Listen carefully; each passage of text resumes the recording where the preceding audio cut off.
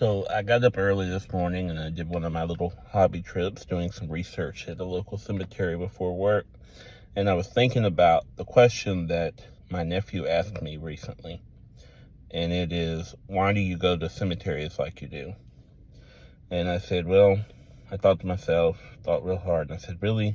It goes back to the early days of the pandemic because everybody at the cemetery was really good about staying 6 feet apart.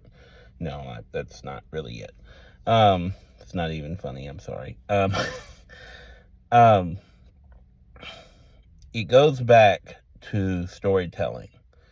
I wasn't taught to be afraid of cemeteries, and so many people are, and they'll argue with that. But at the end of the day, they're afraid of the cemetery. It's a place of storytelling, of remembering, finding new stories. When you see a marker, it's got a name and a date, and sometimes it has much more than that. But that's why I go. I like telling stories. Like today, I've revisited the gravesite of someone who died in the 60s named Laura Bullion, which is kind of a unique name. But when you see her marker, you can tell right away that there's a much longer story.